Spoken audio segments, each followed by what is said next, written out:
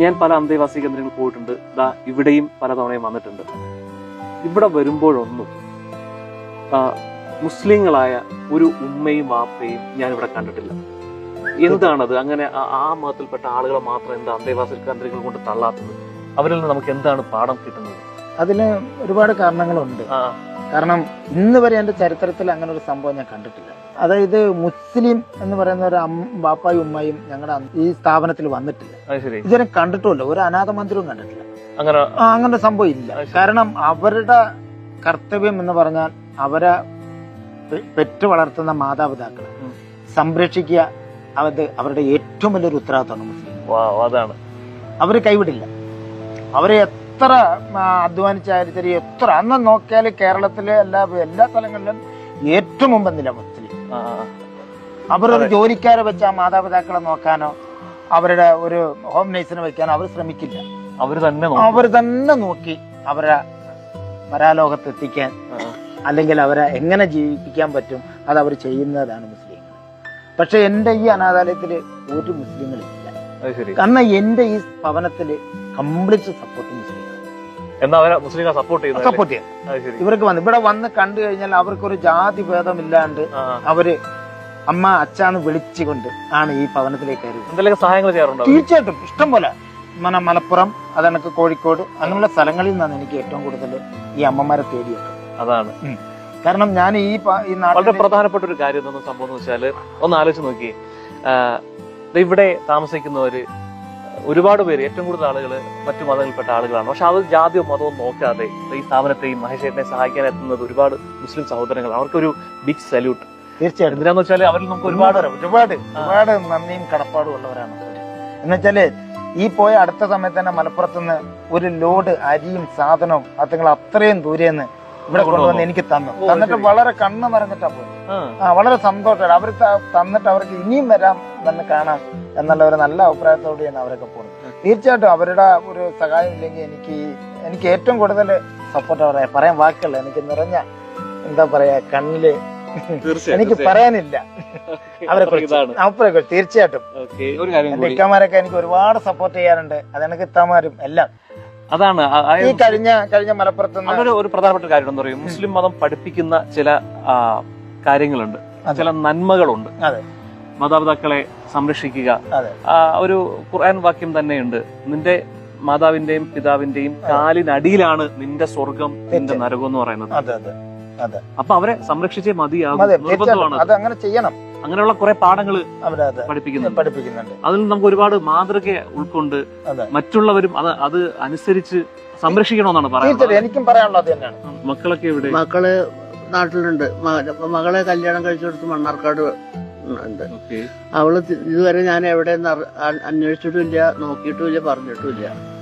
എവിടെയെന്ന് അവൾക്ക് അറിയില്ല, ജീവിച്ചിരിക്കണ്ടോന്ന് അവൾക്ക് അറിയില്ല.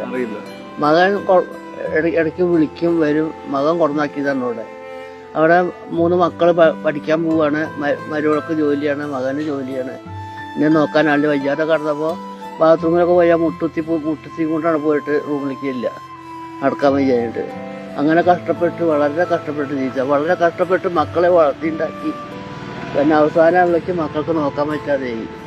അല്ല, ഇവരൊക്കെ മക്കളൊക്കെ ഇതേപോലെ സുഖമില്ലാതെ കിടക്കുമ്പോഴും അവരെയൊക്കെ സംരക്ഷിച്ചിരുന്നില്ലേ അമ്മ? അമ്മ അത് ചെയ്തു. മക്കളെ നമുക്ക് ചെയ്യണ്ടേ? മക്കളെ നമ്മൾ നോക്കില്ലേ? അത് അമ്മമാരല്ലേ. ഇപ്പോഴും മക്കളെ വിളിച്ചില്ലെങ്കിൽ ഞാൻ കരഞ്ഞ് നടക്കിയിരിക്കും അവിടെ. എന്റെ മനസ്സിൽ അത്ര വേദനയാണ്. മക്കളെ ഇപ്പൊ കൊറേ വിളിച്ചിട്ട് ഓണത്തിന്റെ മുമ്പ് വിളിച്ചതാണ്. അങ്ങോട്ട് പിന്നെ ഇവിടുന്ന് അങ്ങോട്ട് വിളിച്ചു. പയ്യ ആഴ്ച വരുന്നുണ്ടെന്ന് പറയുന്നുണ്ടെന്ന് അറിയില്ല. വരുന്ന പ്രതീക്ഷിച്ച് കാത്തിക്കുക. കാണാഞ്ഞിട്ടും വർത്തമാനം അറിയാഞ്ഞിട്ടും സങ്കടപ്പെട്ട് കരഞ്ഞുകൂടി ഇരിക്കുക അവിടെ. ഇപ്പോ മക്കളെ ഉപേക്ഷിച്ചാലും അമ്മമാർക്ക് മക്കളെ ഉപേക്ഷിക്കാൻ കഴിയില്ല സാറേ. അത്ര കഷ്ടത്തിലാണ് ഞാൻ. അങ്ങനെ വളരെ കഷ്ടപ്പെട്ട് ജീവിച്ചല്ല. ആരാന്റെ പണിയെടുത്ത് മക്കളെ വളർത്തിണ്ടാക്കി അവരെ നിലയ്ക്ക് എത്തിച്ചു തന്നെ. അപ്പൊ അവര് പറയണു ഞാൻ അവര് പണിയെടുത്താ ജീവിച്ചെന്നാ പറയണു. ആയിക്കോട്ടെ, എനിക്ക് വിരോധമില്ല. വളരെ കഷ്ടപ്പെട്ടിരുന്നു. ഭർത്താവ് ഉണ്ടായിരുന്ന വെറും കുടിച്ചു നടന്ന് വീട് നോക്കാത്ത ഒരാളായിരുന്നു. തല്ലും കൊത്തും ചവിട്ടും കൊണ്ട് അങ്ങനെ അതിൽ കടന്ന് മക്കളെ വളർത്തിണ്ടാക്കി ഈ നിലയ്ക്ക് എത്തിച്ചു. ഇപ്പൊ അമ്മേനെ വേണ്ട അറിയും.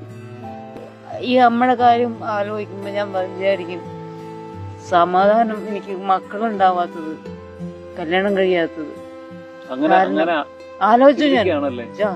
ഇവിടെ വന്നപ്പോ എനിക്ക് ഈ അമ്മയുടെ സങ്കടം കണ്ടപ്പോ ഞാൻ വിചാരിച്ചു, ദൈവമേ എന്നെ കല്യാണം കഴിക്കാത്തതും കുട്ടികളുണ്ടാവാത്തതും സന്തോഷം എല്ലാത്തിനും അതും ഞാൻ സഹിക്കണ്ടേ? സഹിക്കാൻ പറ്റില്ല സാറേ. അത്ര ഞാൻ എന്റെ കൂടപ്പുറപ്പിനെ സ്നേഹിച്ചു. കാലുകൊണ്ട് തട്ടുന്ന പോലെ എന്നെ തട്ടി മാറ്റിയത്. പക്ഷെ എന്റെ ഒരു കൂട്ടുകാരിയുണ്ട്, 2-3 കൂട്ടുകാരുണ്ട്, അവരാണ് എന്നെ നോക്കുന്നത്. ഞാൻ ജീവിക്കാൻ മറന്നുപോയ സ്ത്രീ എന്ന് പറയുന്നത് അതാണ് ഞാൻ. എന്റെ ചെറുപ്പം മുഴുവനും ചോരയും നീരും എന്ത് പണിയെടുത്തിട്ടും ഞാൻ, അച്ഛൻ മരിച്ചു, അമ്മ മാത്രമേ ഉണ്ടായിരുന്നുള്ളൂ. ആ അമ്മേനെ എല്ലാരും തട്ടി, പക്ഷെ ഞാൻ തട്ടിയില്ല. പക്ഷെ എന്നെ എല്ലാരും തട്ടി. കാണാൻ ഭംഗിയില്ല, പൈസ ഇല്ല, അങ്ങനെയാണ് ഇങ്ങനെയാണ്, കറുത്തിട്ടാണ്, ഇതൊക്കെയാണ് അവരുടെ ഇത്. പക്ഷെ എന്റെ മനസ്സ് വെളുത്തിട്ടാ, അതെനിക്കറിയാം. സങ്കടം ഒരുപാടുണ്ട്. അത് ഓർക്കുമ്പോ എനിക്ക് മക്കളെക്കാട്ടിൽ സങ്കടം. എന്റെ കൂടെ എന്ന് പറഞ്ഞിട്ടുണ്ടെങ്കിൽ എന്റെ കണ്ണിന്റെ കൃഷ്ണമണി പോലെയാ. കൃഷ്ണമണിക്ക് എന്തെങ്കിലും പറ്റുമ്പോ നമ്മളിപ്പോ തട്ടിട്ടില്ലേ, അവരെ എന്ന് പറഞ്ഞു. ഇപ്പോഴും അതെന്റെ ചേച്ചിമാർ, 2-3 ചേച്ചിമാരെ ക്യാൻസറായിട്ട് മരിച്ചു, ഏട്ടൻ മരിച്ചു. നമ്മളെയൊക്കെ കുട്ടിക്കാലം മുതല്, അതായത് പ്രസവിച്ച് ഒരമ്മ നമ്മളെ പ്രസവിച്ച് ജനിച്ച് ആ അമ്മയുടെ മാറത്തേക്ക് വീണ് വളർന്നു വന്ന് നമ്മളൊക്കെ സ്വന്തം കാലിൽ നിൽക്കാൻ പ്രായമാകുമ്പോൾ, അതിനുള്ള പക്വതയാവുമ്പോൾ, അല്ലെങ്കിൽ അതിനുള്ള സാമ്പത്തികമൊക്കെ വരുമ്പോൾ അമ്മമാരെ ഇതേപോലെ കാണിച്ചേ ഒരേ അന്തേവാസ കേന്ദ്രങ്ങളിൽ കൊണ്ട് തള്ളും, അല്ലേ? അതെ. ഈ പറയാൻ പോകുന്ന കാര്യമുണ്ടല്ലോ, ഈ അമ്മയുടെ മാത്രം ജീവിതമല്ല, ഇവിടെയുള്ള അന്തേവാസി കേന്ദ്രങ്ങളിൽ കഴിയുന്ന ഓരോ അമ്മമാരുടെയും വേദനയാണ് ഈ അമ്മയിലൂടെ നമുക്ക് അറിയാൻ കഴിയുന്നത്, അവർ ഷെയർ ചെയ്തത്. ഇനി ഞാൻ പറയാൻ പോകുന്ന കാര്യവും ഈ അമ്മയുടെ മക്കളോടല്ല, ഇതുപോലെ അന്തേവാസി കേന്ദ്രങ്ങൾ കൊണ്ട് തള്ളിയിരിക്കുന്ന, ഞാൻ എന്റെ സ്വഭാവത്തിനാണെങ്കിൽ ഞാൻ തെറിവിളിച്ച് സംസാരിക്കും ചില സമയത്തൊക്കെ, പക്ഷെ ഇവിടെ ഞാൻ ഉപയോഗിക്കുന്നത് അമ്മമാരിയ്ക്കുന്നുണ്ട്, ഞാനൊന്നും പറയുന്നില്ല. ഈ ശാപങ്ങളൊക്കെ അവർ ശപിക്കില്ല, പക്ഷെ അവരുടെ കണ്ണീരുണ്ടല്ലോ, അത് ശാപമായി മാറുന്ന ഒരു സമയം ഉണ്ടാവും. നിങ്ങളിനി എത്ര കോടികൾ ഉണ്ടാക്കി എത്ര സുഖിച്ച് ജീവിച്ചാലും ഈ അമ്മയുടെ കണ്ണിൽ നിന്നിരുന്ന കണ്ണീരുണ്ടല്ലോ, ഈ അമ്മയുടെ അല്ല, ഇതുപോലുള്ള അമ്മമാരുടെ കണ്ണിൽ നിന്നിരുന്ന കണ്ണീര്, അതിന്റെ ഒരു തുള്ളി മതി നിങ്ങൾ നശിച്ച് വെണ്ണീറായി ഇല്ലാതാവാൻ. പക്ഷെ അമ്മമാരത് അങ്ങനെ ചെയ്യില്ല, പ്രാഗില്ല, ശപിക്കില്ല. അതാണ് അമ്മമാരെന്ന് പറയുന്നത്.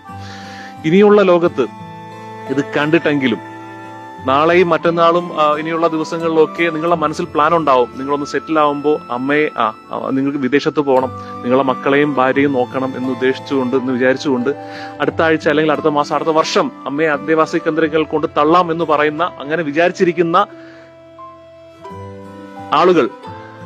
ആളുകളുടെ മനസ്സിൽ ഈ വാക്ക് കുറിച്ചിട്ടോ, ഇവരുടെ കണ്ണീരുണ്ടല്ലോ നശിച്ച് വെണ്ണീറാവും. അത് ഉണ്ടാവാതിരിക്കണമെങ്കിൽ ഇതുപോലുള്ള അമ്മമാരെ സംരക്ഷിക്കുക തന്നെ വേണം. അതിന് എന്ത് നഷ്ടപ്പെട്ടിട്ടാണെങ്കിലും സംരക്ഷിക്കുക. തീർച്ചയായും ഒരു കാര്യം പറഞ്ഞുകൊണ്ട് ഈ ഒരു സ്റ്റോറി അവസാനിപ്പിക്കുകയാണ്. നിങ്ങളുടെ അമ്മമാരെ വൃദ്ധസദനങ്ങൾ കൊണ്ടുപോയി രജിസ്റ്റർ ചെയ്യുമ്പോൾ തൊട്ടപ്പുറത്തുള്ള ഒരു റൂം കൂടി കുറച്ച് വർഷങ്ങൾക്ക് ശേഷം രജിസ്റ്റർ ചെയ്ത് വെച്ചിരിക്കണം അഡ്വാൻസ് ആയിട്ട്. അത് നിങ്ങൾക്കുള്ളതാണ്.